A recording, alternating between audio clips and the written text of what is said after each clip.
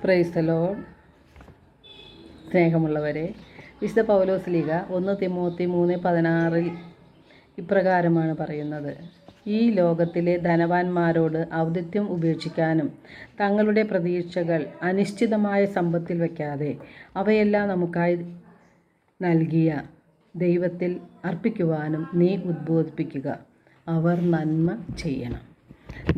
ധനവാന്മാരോട് വിശുദ്ധ പൗലോസ് ലീഗ പറയുകയാണ്, തങ്ങളുടെ പ്രതീക്ഷകൾ സമ്പത്തിൽ വയ്ക്കാതെ അവയെല്ലാം ധാരാളമായി നൽകിയ ദൈവത്തിന് സമർപ്പിക്കണം എന്ന്. മനുഷ്യജീവിതം സമ്പത്ത് കൊണ്ടല്ല ധന്യമാക്കേണ്ടത്.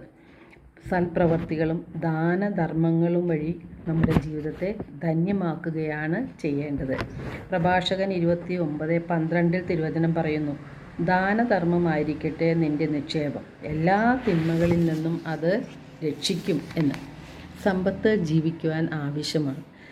എന്നാൽ സമ്പത്തിൽ ശരണപ്പെടുകയും ആശ്രയിക്കുകയും ചെയ്യരുത്.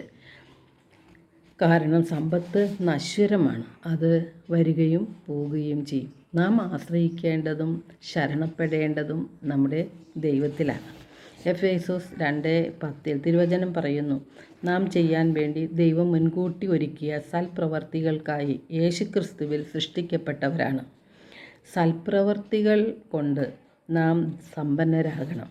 നമുക്ക് ദൈവം സമ്പത്ത് തന്നിട്ടുണ്ടെങ്കിൽ അതിന് ആനുപാതികമായി ദാനം ചെയ്യുവാൻ നാം കടപ്പെട്ടവരാണ്. എൻ്റെ സമ്പത്ത് കൊണ്ട് മറ്റുള്ളവർക്ക് എന്ത് നേട്ടമുണ്ടായി എന്ന് ഓരോ ദിവസവും നാം ചിന്തിക്കണം.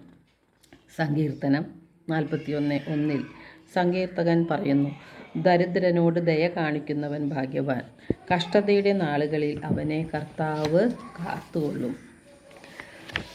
1 യോഹന്നാൻ 3:17 തിരുവചനം പറയുന്നു: ലൗകിക സമ്പത്തുണ്ടായിരിക്കെ ഒരുവൻ തൻ്റെ സഹോദരനെ സഹായം അർഹിക്കുന്നവനായി കണ്ടിട്ടും അവനെതിരെ ഹൃദയം അടയ്ക്കുന്നെങ്കിൽ അവനിൽ ദൈവസ്നേഹം എങ്ങനെ കുടികൊള്ളും?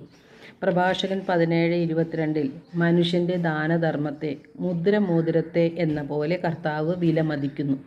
അവൻ്റെ കാരുണ്യത്തെ കണ്ണിലെ കൃഷ്ണമണി പോലെ അവിടുന്ന് കരുതുന്നു. മലാക്കി 3:10 മലാക്കി പ്രവാചകനിലൂടെ കർത്താവ് അരുളി ചെയ്യുകയാണ്: ദശാംശം മുഴുവൻ കലവറയിലേക്ക് കൊണ്ടുവരുവിൻ, എൻ്റെ ആലയത്തിൽ ഭക്ഷണം ഉണ്ടാകട്ടെ. ഞാൻ നിങ്ങൾക്കായി സ്വർഗ്ഗ കവാടങ്ങൾ തുറന്ന് അനുഗ്രഹങ്ങൾ വർഷിക്കുകയില്ലേ എന്ന് നിങ്ങൾ പരീക്ഷിക്കുവിൻ എന്ന്. മലാക്കി 3:8 കർത്താവ് അരുളി ചെയ്യുകയാണ്: മനുഷ്യൻ ദൈവത്തെ കൊള്ളയടിക്കുമോ? എന്നാൽ നിങ്ങൾ എന്നെ കൊള്ള ചെയ്യുന്നു. ദശാംശം കൊടുക്കാതെയും മോശമായ വസ്തുക്കൾ കാഴ്ചയായി ദൈവത്തിന് സമർപ്പിച്ചും ദൈവത്തെ മനുഷ്യൻ കൊള്ള ചെയ്യുകയാണ്. സമ്പത്തും ആരോഗ്യവും കഴിവുകളും നൽകിയ ദൈവത്തെ മറന്നുകൊണ്ട് ദശാംശം കൊടുക്കാതെയും ദാനധർമ്മം ചെയ്യാതെയും സൽപ്രവർത്തികൾ ചെയ്യാതെയും മനുഷ്യൻ ദൈവത്തെ കൊള്ള ചെയ്യുകയാണ്.